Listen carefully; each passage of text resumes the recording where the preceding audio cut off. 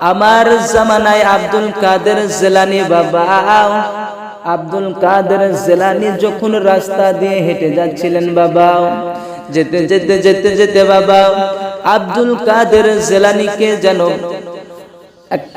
একটা কুকুর ডাক দিয়ে বলেছিল, হে আব্দুল কাদের জিলানী, আমি কি তোমার কাছে একটা কথা জানতে পারি? আব্দুল কাদের জিলানী বলেন, হে কুকুর বলো, কি কথা জানতে চাও? কুকুর আব্দুল কাদের জিলানীকে ডাক দিয়ে বলেছিলেন, ওগো আব্দুল কাদের, তুমি আব্দুল কাদের জিলানী ভালো না আমি কুকুর ভালো? আব্দুল কাদের জিলানী বাবা সেদিনকে বড় হতাশ হয়ে গিয়েছিলেন বাবা।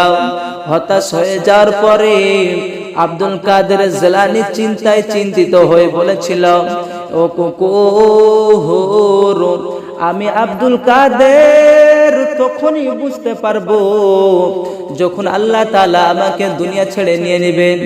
নিয়ে নেওয়ার পরে আমি আব্দুল কাদের যখন কবরবাসী হয়ে যাব, কবর যদি আমার সাথে ভালো ব্যবহার করে, আমি আব্দুল কাদের ভালো বলে তোমাকে ঘোষণা দিতে পারবো, জানিয়ে দিতে পারবো। ওগো কুকুর শোনে না,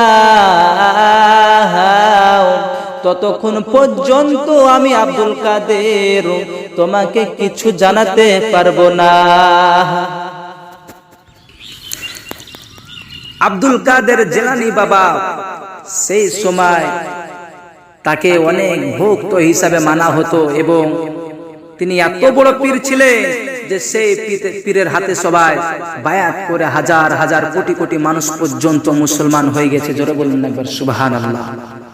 বাবজি আমার সোনা লালেরা, আমার বাবা জীবনেরা ও আমার ভাইরা, আমার বাবা জীবনেরা, তোমাদেরকে বলতে চাই, সেই আব্দুল কাদের জিলানী শুধু এই নয়, যখন মার পেটে ছিলেন বাবা, মার পেটে থাকার সময় আব্দুল কাদের জিলানী তার মা যখন কুরআন তিলাওয়াত করত, তাকে পেটের ভিতরে গর্ভে রেখে সেই সময়তে আব্দুল কাদের জিলানী পেটে থাকা অবস্থায় 15 পারা কুরআন পর্যন্ত মুখস্থ করে ফেলেছিল। জোরে বলুন না একবার সুবহানাল্লাহ।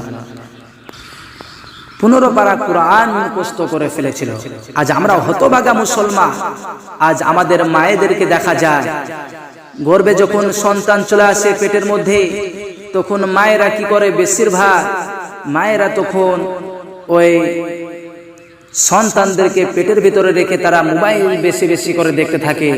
আর খোদার কসম করে বলে গেলাম, সেই সন্তান দুনিয়াতে ভূমিষ্ঠ হওয়ার পরে সেই সন্তান মোবাইল ছাড়া আর কিছুই চিনবে না সে, কারণ মা বাপের অবাধ্যে চলে যাবে, সে কথার বাইরে সে চলে যাবে, কারণ মা বাপের কথা পর্যন্ত সেই সন্তান নেবে না। কারণ তার মা তাকে দুনিয়াতে ভূমিষ্ঠ করার আগে তার মা তাকে পেটের মধ্যে রেখে তার মা যা খুশি তাই করে গিয়েছে, তাই তার সন্তান তার মা বাপকে ভুলে গিয়েছে, মোবাইল ছাড়া আর কিছুই চিনবে না। সে আব্দুল কাদের জিলানীর মা বলা হয়েছে, তার মা আর আমাদেরও মা একই মা। সেই মা তার সন্তানকে পেটের ভেতরে রেখে বেশি বেশি করে কুরআন তেলাওয়াত করত।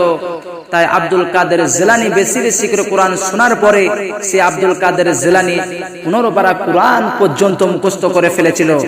আজ আমাদের হতভাগা মুসলমানরা, আমাদের মুসলমান সব মায়েরা পেটের মধ্যে সন্তান রেখে বেশি বেশি করে সিরিয়াল, তারপর সিনেমা, কার্টুন সব দেখতে থাকে, মোবাইলে অশ্লীল ভিডিও দেখতে থাকে, সেই কারণে সন্তানরা খারাপ হয়ে যায়।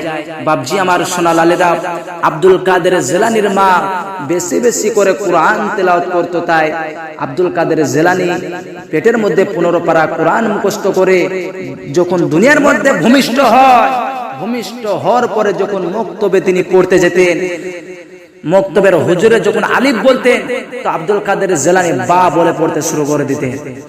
ভাইরা আমার, বাবা জীবনেরা, আব্দুল কাদের জিলানী বাবা যখন শিশু ছেলে বাবা, সন্তান ছোট ছেলে বাবা, তখন যেন আব্দুল কাদের জিলানী মক্তবে পড়তে যেতেন বাবা।